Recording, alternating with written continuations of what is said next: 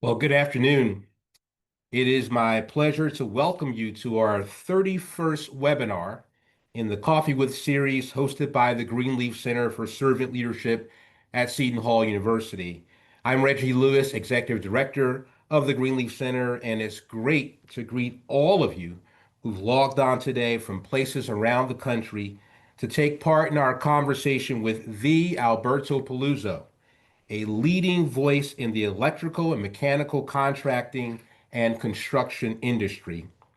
In just a moment, I will give a more formal introduction of today's guest, but first, a word about our webinar series and the center. The Coffee With series provides the center the chance to showcase the inspirational stories of servant leaders and the endless ways in which individuals and organizations can be transformed by the power of servant leadership, a philosophy in which the leader first seeks to serve. And I assure you, Alberto will not disappoint.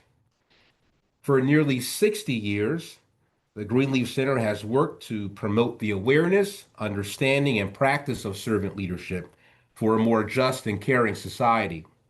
In addition to the Coffee With series, other core programs include the Greenleaf Scholars Program, which funds researchers whose work promotes the efficacy and impact of servant leadership. Our virtual courses on the everyday principles of servant leadership are also available. And through our outside engagements, we proudly work closely with organizational partners as they implement the practice of servant leadership throughout their workplace culture. Before introducing our guests, I'd be remiss in not acknowledging the generous sponsor of the Greenleaf Center's 2025 Coffee with Webinar series, the Terrell Fund. The Terrell Fund is a foundation that serves children and families in New Jersey and Vermont. The fund works collaboratively across sectors to make an impact in issue areas including early childhood, K-12 education, arts, family support, and more. Thank you, thank you, thank you to our friends at the Terrell Fund. We're now thrilled to welcome today's guest, Alberto Peluzzo. Alberto has served as the President and Chief Operating Officer of MetroPower since 2021, November of 2021. MetroPower is an industry leader specializing in electrical systems and mechanical lifecycle solutions. Prior to this role, Alberto held the position of Vice President, Operations Southeast at Volt Power LLC. His experiences in the field include significant executive roles at ABB, where Alberto was General Manager of Global Field Services, and Baker Hughes, where he led oil and gas operations in Latin America with notable revenue growth. Alberto's career at GE Oil and Gas of Mexico encompassed various leadership positions, including General Manager of Digital Solutions and Energy Services in Latin America, where substantial increases in sales and operational efficiencies were achieved. Alberto holds a bachelor's degree in mechanical engineering from Georgia Institute of Technology and an MBA in global management from the University of Phoenix. But most notably, Alberto has a proven track record of generating growth and driving profitability without leaving people behind. And that makes him a phenomenal servant leader. Welcome, Alberto.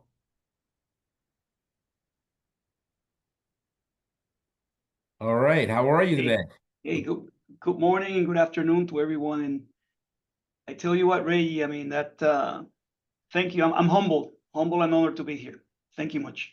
Well, we're honored to have you here. And for the audience, before I forget, you'll have an opportunity after the first part of my structured conversation with Alberto to participate in our question and answer portion of the session today. So go ahead and begin to load up in the Q&A chat feed, and we will be tapping those questions in about 25 minutes or so. But we'll start with Alberto.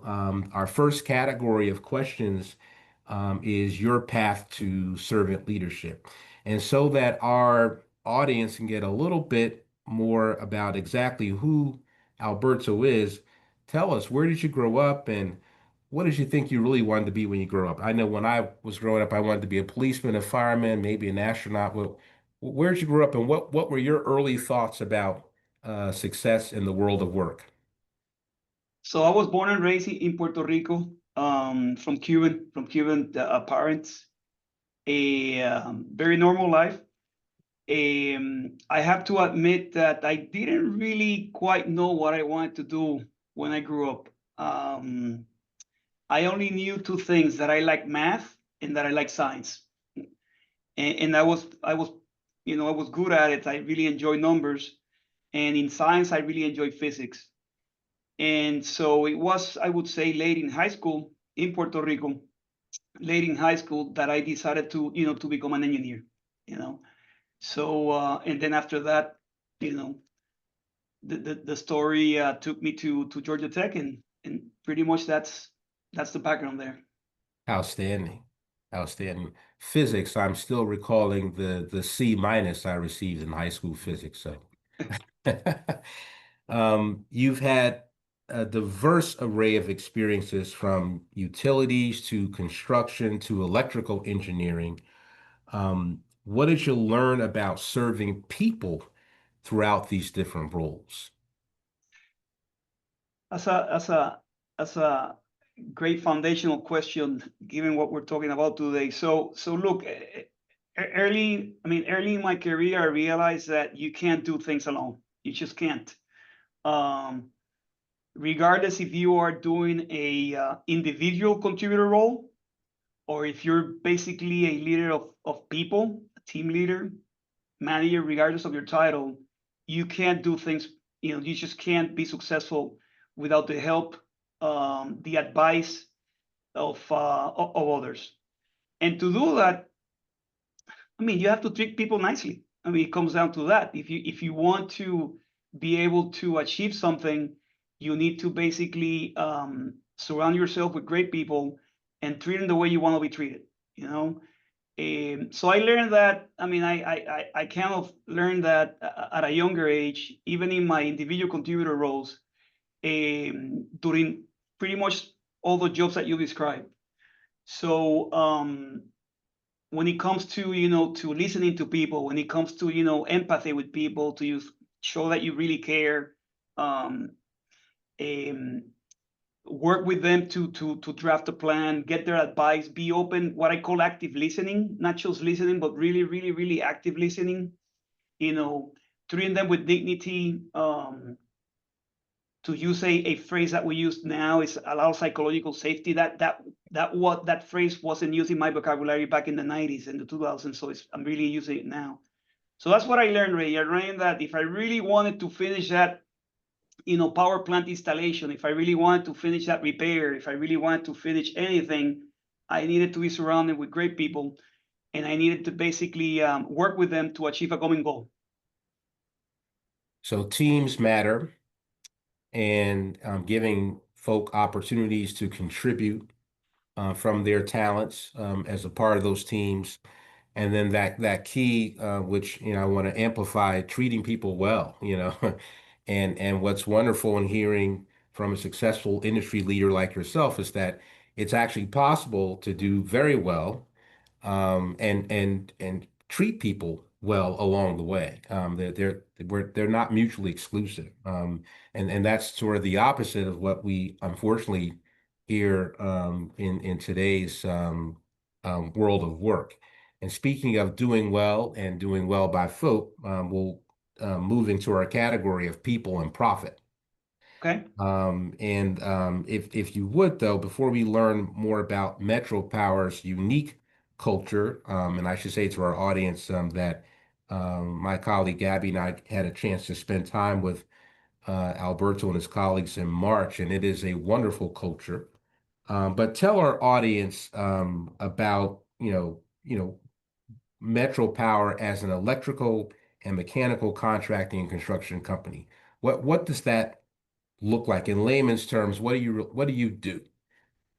So So yeah, so basically we are an electrical mechanical and low voltage systems specialty contractor in the construction industry. In layman's terms, when you see buildings, either a healthcare facility, be a hospital, when you see a manufacturing facility, when you see a military base, when you see a stadium, for example, or commercial building, we basically work with our customers during the design stage. There's a design stage of engineering, specifically on the electrical, mechanical, and systems, low voltage systems. We then proceed to help them during the construction stage, where we physically have electricians and technicians and millwrights that do install the electrical equipment of that building or work on the mechanical piping of that building. All right. Or do, for example, the fire alarm. When I talk about low voltage systems, it's the classical fire alarm systems that everybody's used to in public school systems or in any building for safety. There's a fire alarm system. We install those.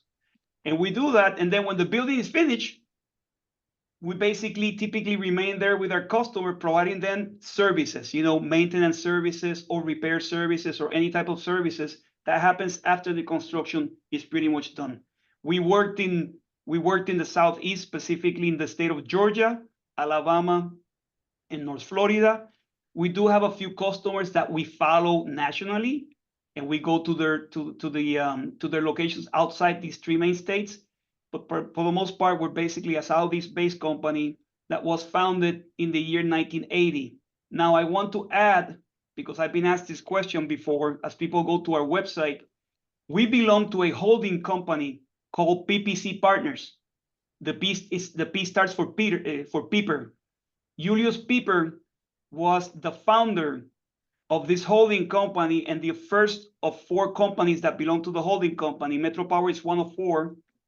The original company is called Pieper Electric. Some of you folks may know Pieper Electric from the city of Milwaukee. So that was the original company founded in 1947, and it became very successful under Julius and Mr. Richard Pieper's leadership, his son, that they decided in the 1970s to expand from the Midwest to the Southeast. So that's when MetroPower was created in 1980. It was an expansion from the Midwest down to the South. After a couple of acquisitions and organic growth plays, MetroPower came to be in the year 1980. So that's a little bit about MetroPower and some of the history. Excellent. And the total number of customers across those three states of Georgia, Alabama, and Florida? Oh, if you look at major customers, you have above 500, different type of customers. If you look at our services component, it's basically thousands. So just to give you a sense of magnitude, our invoice amount is about 1,500 invoices a month. So you can tell, depending on projects versus the flow business, it's thousands of customers. Thousands, depending on the essential services of MetroPower. And when you go to MetroPower's website, you all proudly state, our culture and structure is different than any other, I should say, companies in our industry. So our culture and structure is different than other companies in our industry. What makes your ethos and structure, Alberto, so special? What's truly different about MetroPower? When I look at my prior experience in other companies, as you described, and I look at this one, the main difference is that this company was founded, day one, with servant leadership principles. Okay, the foundation started with servant leadership principles when they expanded here in 1980, and you can breathe and smell that as you walk in. I remember during 3.5 years ago, during my interview, I did a little bit of research, and I confirmed during the interview the way people speak to you, the way you are onboarded. We have a 6-hour onboarding training for our people. We remind people of our foundational beliefs of servant leadership, the golden rule. And if I have to tell that a big difference from my experience in other companies is that typically when they refer to it, it's a tack on. It's been added, later. Here is pretty much our foundation. When you look at our values, the power to serve is one of our values. When you look at our strategic pillars, we speak about people, customers, and community. We're here to serve our people. We recognize that we are a people business. We're not a manufacturing facility where we produce a product, a tangible physical product. We basically sell the expertise of people. And for us to be able to grow and provide solutions to our customers, we need to attract the best talent and keep that talent. And that foundational servant leadership golden rule belief immersion in our culture is something that we basically breathe every day. When we have development discussions around performance with people, it's not about terminating the employee, it's about where did we fail the employee? How do we help the employee overcome this performance gap? Is the employee in the right position?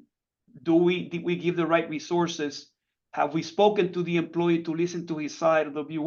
We try to exhaust everything before you go into other type of action. So I see it in every day. Can we get better? Absolutely. Are we perfect? Absolutely not. Do we have attrition? Absolutely yes. But I believe that we have a good foundational structure in place that lives and breathes the principle of servant leadership. So servant leadership is pervasive throughout the MetroPower culture, and the people there know it. Because I'm hearing you remind our audience that it's about attracting the best talent, but also keeping them. And so constantly reminding them that they matter. I'm also hearing about the importance and the value that the company places on the surrounding communities. Can you just say a little bit more about how you reach out and touch those customers in ways in which they also feel that they are central to the work and operations of MetroPower? So yeah, so look, one specific example, I mentioned PPC as the holding company. So all four operating companies, basically we share a common foundation, which is called the PPC Foundation. And one thing that is in our quote unquote bylaws is that every operating company puts 10% of their income before taxes to the foundation. Now think about that. We're in a very competitive industry. The construction industry is typical single-digit margins. We are putting 10% of that single-digit margin into a foundation where basically the rest of my peers basically review and we give to our communities significant amounts every year. All right, and we do it proudly. We actually want people to come to us and request funding and we review those projects, and we have different type of projects from the basic local charity that is trying to raise funds to support a local healthcare need, to research with universities that are trying to bring value mid to long term, through research, so different type of projects, scholarships, fellowships, basic needs, anything, infrastructure. We were reviewing a project yesterday about supporting a nonprofit that is basically providing what they call a tiny housing community for the veterans, for our veterans, as transitional housing, so that they can transition there into, beautiful project, well done by that nonprofit when they presented to us. So that's just one example, Ray, about us supporting the communities. We also partner with customers where we go together to support a nonprofit. They put their own, we put our own, and we go together and support the community. So that's one that comes to mind right now. Ray. So employees are encouraged to be volunteers in your catchment areas as well. Thank you for reminding me. Yeah, I mean, the foundation is the piece, but we typically encourage employees to also volunteer their time. And typically, they not only volunteer their time, they lead these projects that they bring to the foundation. Some of them belong to the boards of those foundations. Some of them are physically turning wrenches for Habitat for Humanity. We allow people to take time to support their communities, and we have hundreds, Reggie, hundreds of examples of employees in our different cities supporting the local communities. Fantastic. And now, what do you say, Alberto, to those who challenge your support of servant leadership, those who feel that this people caring approach can result in a lack of accountability, and managers, especially in a tough sector where Metro Power does its work, managers leading from actually a place of weakness instead of strengths. So we get those questions a lot as we travel around the country. So I was really eager to be able to share this question with our audience today so that folk could hear your perspective on that. What do you say, my friend? Yeah, it's a very interesting thought, but there's no conflict between the two. There's Mm, simply no conflict between the two. Holding yourself accountable, starting with me, and having a discussion with an employee, with empathy, caring, listening, completely independent from each other.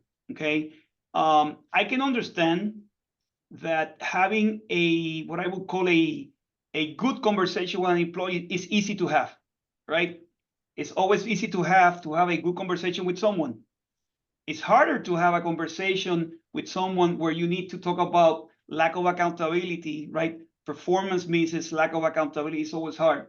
But it is good in the development of the employee to make sure that we're having those discussions. Okay, the employee deserves better.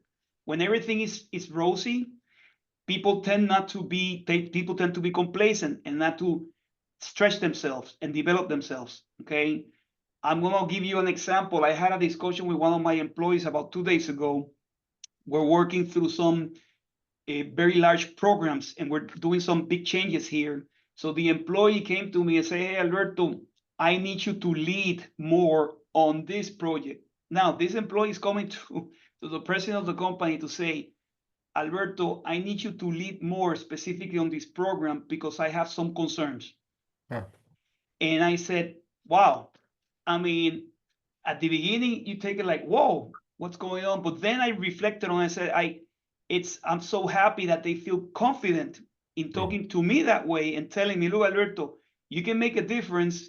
I see some things that potentially need your help. I need you to lead and get into the details with this program so you can help us, potentially get it in the right direction." So again, in that example, I was able to listen to an employee. The employee treated me with a lot of respect and dignity, right? mm, But mm, the employee holding me accountable, mm. and I'm holding myself accountable. So they're mutually exclusive. They don't conflict. You can have a accountability discussion with an employee and do it in a respectful, with dignity, with empathy, with a lot of listening, taking care of the employee's development needs, making sure that you work and they know that it's coming from a position of caring, but still have the accountability discussion. Absolutely no conflict between the two. That's my personal opinion. All right, and that means a lot. So no conflict between the two. But also, as I'm listening to your example, um, in sharing power, you're still operating from a position of strength, which is interesting. In allowing that employee to openly share without some fear of retribution, that arguably is a sign of strength, which is fantastic. Let's talk about people and profit. What do you say about the correlation between investing in people and profitability? Oh, this is this wouldn't be coming from me. I can tell you, as you know, that there's a lot of case studies, empirical data, objective data, that there's a direct correlation between people, call it people happiness, and profit. There's no question about it. And think about this. If you're, I don't know, let's just take an example of a sport. If you're playing a sport and you come energized, and you're part of a team and you come energized, versus being down, not being so energized, what team is going to have the best performance? You bring your best to the team, that's contagious, that spreads, and the performance is going to be absolutely different than when you come to the team with negative energy, not at your best. Performance won't be the same. So there is no doubt in my mind that even me personally, when I come to the office and I feel energized, a lot of passion and motivation comes through that potentially can be shared with the rest of my team, and is contagious. So absolutely, there is a direct positive correlation between people's people, what I call happy people, and the performance of a business. Okay, and that not only includes profitability. There's some business KPIs that are not measured by just dollars alone. People come to me and say, "Hey, Alberto, but I cannot put a dollar business case here." Not everything requires a dollar sign next to it. Okay, there's some qualitative also objectives that you want to accomplish, right? For example, are you reducing your attrition? Because later on, you're keeping more people. Are you developing people into the next, do you have a stronger succession plan, right? So that when people are promoted, people can backfill. How's our safety record? Yes. How's our safety record? Did we save a life this week? Did we prevent somebody from? I mean, there's so many KPIs beyond profits. All of those are influenced by having employees that are happy and they're eager to come to work every day. So, welcoming, affirming environments certainly can lead to greater levels of profitability.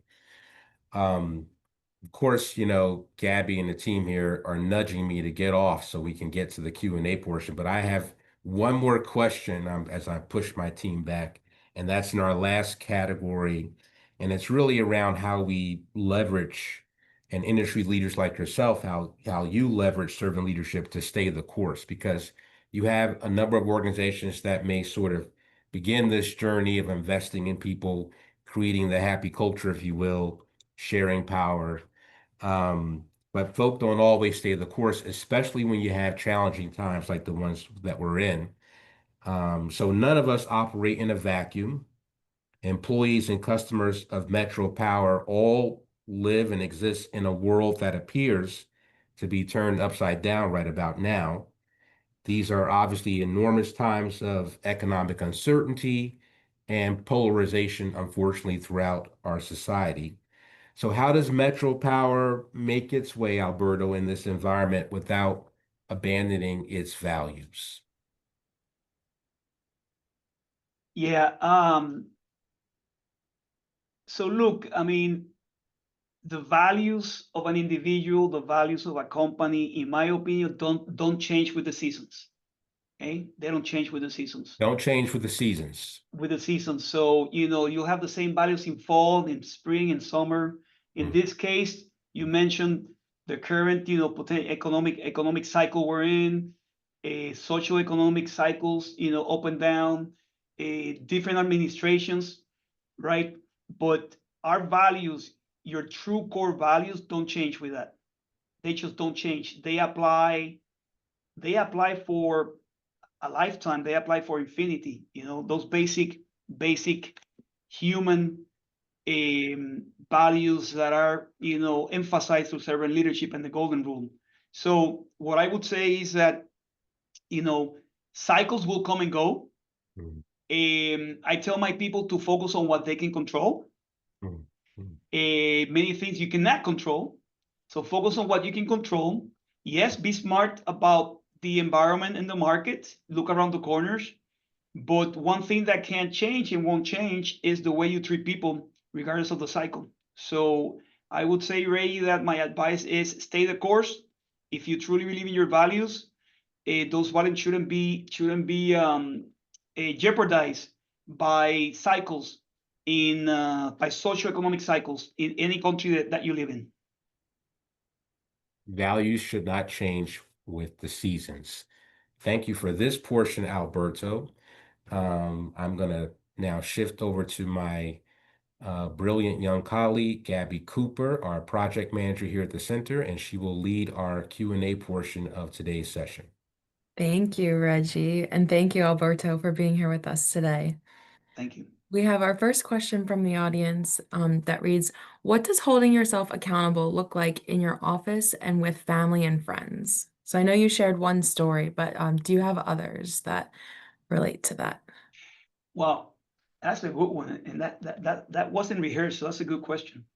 I'm gonna go with family and friends. I have to tell you that during my early years, if I regret that I was traveling a lot. I was doing a lot of international travel in my early years, especially with my younger children.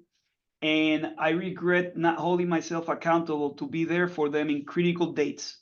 Critical dates. You take it for granted. You know, I'm in my I got married when I was 30. Pretty much all my life I've been traveling. And I regret, if I go back now in my 50s, you regret some of those missing dates, some of those missing birthdays, for example, or school activities, things of that nature.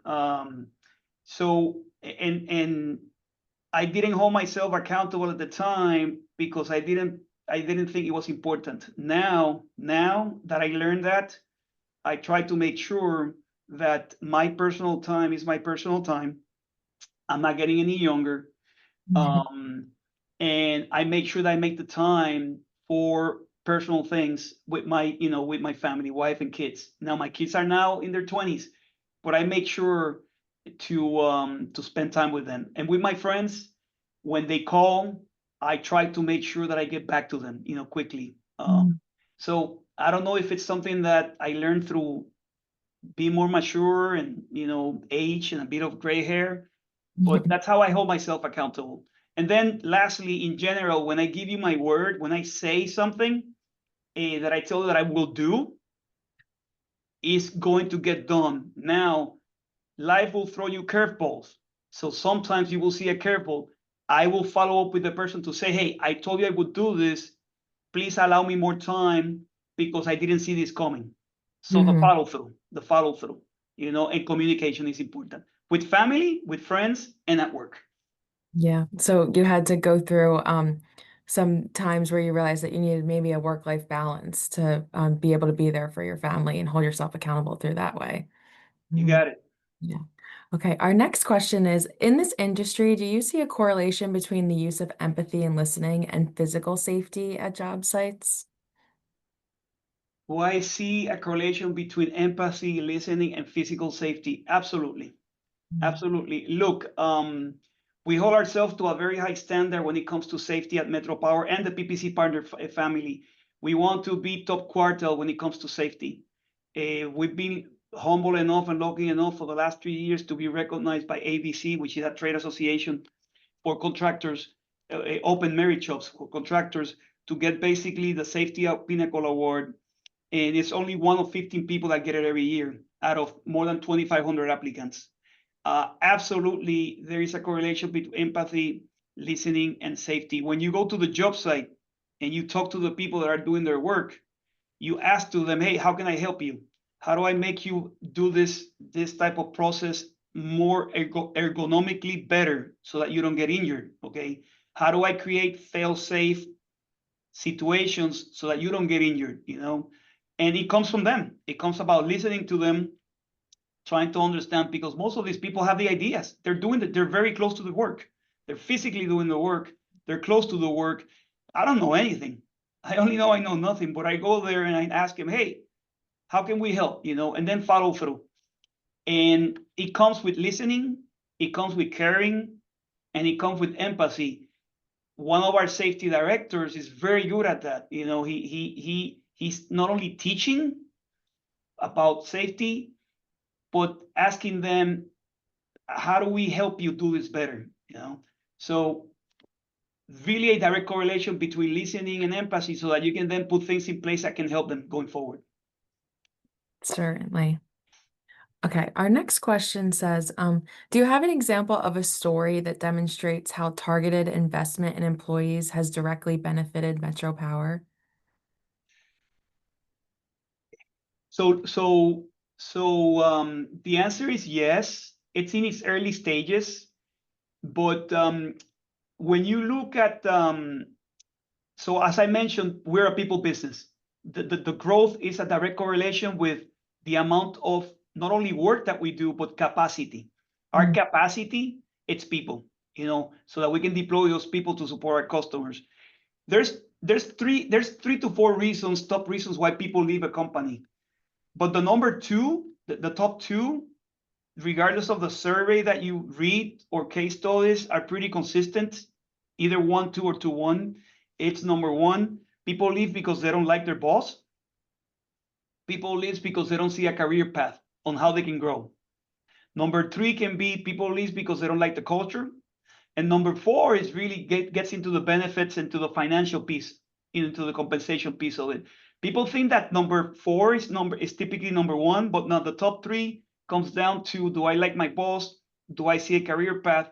And do I like the culture of the company? So we started on a journey 3 years ago, and now we're taking it to the next level. We're relooking at our job architecture. We're doing a career framework so that we can explain people's a career path. We're changing titles. We're looking at market data. We're doing a bunch of things. It's been going on for about a year now. But when we started this 3 years ago with simple steps, and now ultimately we're finishing with this, we're also revamping our learning and development.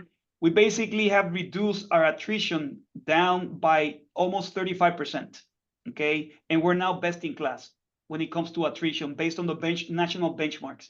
When it comes to voluntary attrition, what we call voluntary attrition, we're now best in class for the last about 12 to 18 months at MetroPower. It took about 3 years to get there. We started in 22, and we started seeing results in 24, and we're still working on this framework. So I'm very excited and optimistic that our attrition, is going to get even better once we roll out the formal career framework and job architecture program, so that people can have physical tools and visuals to see how they can grow from an electrician all the way to the president of a company. Yeah.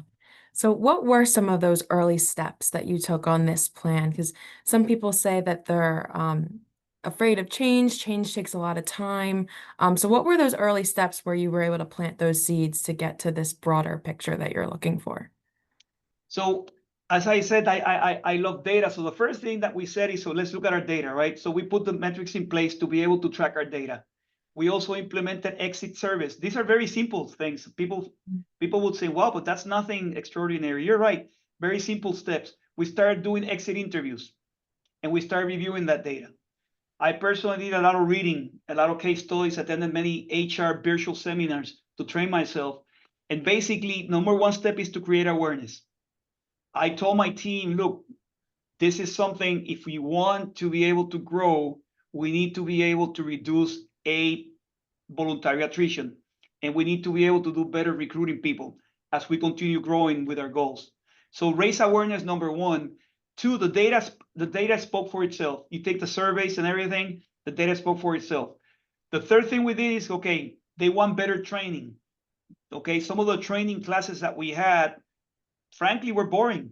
Okay, so we revamped the content of those training classes. Okay, some of the onboarding classes were boring. We revamped that content with the help from the actual employees.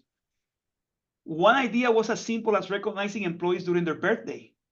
If you look into my calendar, I have my team's birthday, so I send them a note. Simple things like that to recognize people. Another thing was, as you know, we have the PPC Foundation, and we do matching. So if an employee wants to donate money, we match 100% a donation. It used to be complex. Now with a QR code, they can submit it and we match it. Very simple things. A learning and development, we basically now have learning and development facilities that we're building, where basically people come in for training. We have what we call the Trade Skills Academy, where basically we give them time away from work to come and have time playing in the lab. Some of the facilities are done, others are under construction as we speak, and we got plans. Those are some of the simple things. I also told you that people leave managers. We need to have competent managers, right? We need to have competent managers. So we went through management training. People leading what is called leading self, leading others, leading teams, and reminding. But it's a constant reminder.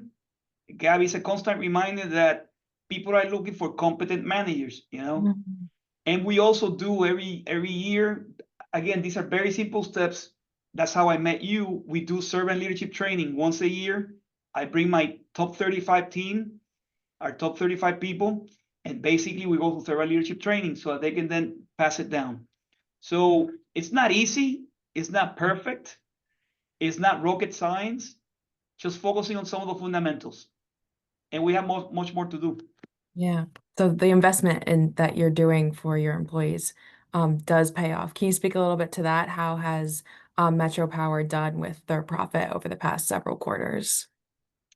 So without disclosing numbers, because Yeah, of we're course. employee-owned numbers, but just to give you a benchmark, if you take the national average profit of a specialty contractor our size, MetroPower in the last, let's just say 1 year, has basically done 2.5 times that. So we're Wow. basically 2.5 times the national average when it comes to percenting profits. And again, that's a testament to the team. There's many people involved. MetroPower has 750 employees, so it's the entire team. It's the help of our customers that trust us to bring us volume. Our partners. We have a lot of partners where we buy material from that they trust us to support us with material on time, and then the team taking care of the people. Education, carrying out the people, their development, and keeping them busy. One of the things that electricians want, they want to know what their next job is, right? When they feel that project is not coming, they start getting concerned. Hey, I may be let go. So the assurance that, hey, look, we're going to take care of you during the transition. But the next project is coming. There's backlog there. So that helps them be at ease, during transition periods between projects. That's wonderful. Before I ask the next question, I want to remind the audience that you can submit questions. We have time for a few more. But going back to something that you did say, you mentioned employee ownership. So MetroPower is an ESOP with employee stock ownership options. So how does this model incentivize executive leadership to empower employees? So just to make a little bit of an edit, people tend to confuse this. We're not an ESOP. We're basically an employee stock purchase program. So we have an actual employee stock purchase program. The difference between the ESOP and us is that the ESOP, they give you shares, but those are redeemable upon retirement or when you exit. We have a stock purchase program where employees can buy every year if the board approves the shares. We buy into the company, okay? Yeah. So it's an employee stock purchase program that we have. How do we motivate employees to do this? So look, roughly off the top of my head, there is around 3,000 employees at the holding company. All 4 operating companies, the 4 of them, we have roughly 3,000 employees. We have about 700 shareholders. All right, 700 shareholders. We got feedback from the employees that we used to buy shares every 3 years. We got feedback from the employees that they wanted to be owners every year if they could. So we went into that model about 2-3 years ago, where basically every year, subject to the board approval, shares are issued for people to buy. It is very interesting, the last part of your question, because I would like to see 1,500 employees own shares, okay? And there is, if you look at Generation C versus any older generations, there's a different way of investing money, short term versus mid-term versus long term. Obviously, the shares here for a long-term investment. So we're trying to we're going through educational programs to teach people, you know, the value of investing now for the future. Younger generations, things a bit different now. So we're going through that. But when I talk to the few employees, they are so proud that they can call themselves owners of a company. Even if they own one share, they're technically an owner of the company. And when you're an owner of a company, it gives you more satisfaction where you're representing that company out there with customers, you know, because the quality of your work is representative of the company you own. So that's pretty much how I see it, Gabby, there. So for businesses that are looking to implement this kind of program that you have, what would you say are some of like the biggest benefits that would be like the selling point of implementing this kind of program? So either an ESOP. So I'm not an expert in implementing this. I've had friends of mine, companies that they have gone ESOP, and it requires an extensive balance sheet review and cash flow review and things of that nature in the stock program. I'm pretty sure Mr. Pieper, you know, when we did this 20, 30 years ago, they went through that. But I have to tell you that what I see in the industry and my peers, they're moving more into either or these two programs. They're moving more into this, and it's helping them with loyalty and retention of employees. Okay, they it's especially when you combine those with additional awards through restricted stock units. You know, you can get restricted stock units for them. I've seen many similar size companies or even smaller that they're moving into that type of model, primarily the ESOP model, but some of them on the stock purchase plan, they're moving because it's helping them create a tight family community and a loyalty. So, well, Gabby, I can't speak to the technicality of creating that. I'm pretty sure you're going to be with a third-party banking. There's got to be funding and things of that nature. How do you help your employees have money to buy the shares, all that? But pretty much in principle, it's creating when I talk to them, it's creating a sense of community because they all share something around the ESOP or the stock purchase plan, and they basically can call themselves owners. So that's what I can tell you around that. Yeah, and community building is part of the servant leadership culture. So, let's see. I think we have one more question. So, you mentioned younger generations before, and we are on a university campus here. So, what advice would you have for people that are graduating? We're in graduation season right now. What advice do you have for people that are graduating and looking for jobs where they want to do good work and feel satisfied in the work that they're doing? Yeah, I have two daughters. One, it's she just graduated 23. She's now going to postgrad in dental school, and my youngest is still a junior in college. And they process. I have to admit they process things differently. But I think one thing that I would piece of advice that I would give, regardless of the age, the age difference and the generational difference, is if you have an opportunity to have a mentor, go for it. You don't even the power of relationships right now. It's very important to find your next opportunity. And when I say next opportunity, it could be, look, you may take a 1-year sabbatical. You may want to go work. You may want to go into continuing academic education, but knowing people through a mentorship program or other and building those relationships can help you connect for your next opportunity. It is extremely incredible. I didn't realize that when I was in college. I went through the traditional, I graduated, went to an interview line, and I got lucky, but now it's extremely competitive. It's a different world, and now it's all about networking and relationships and getting to know people that may know people. So my advice would be, don't be shy. There's people that tend to be more extroverted, and it's easy to manage that type of environment. Others that are more shy, quiet, introverted. You need to get yourself out of that comfort zone. Get yourself updated with a resume and connect. But you'll be surprised that somebody that may know somebody that may help you with this. So build your network.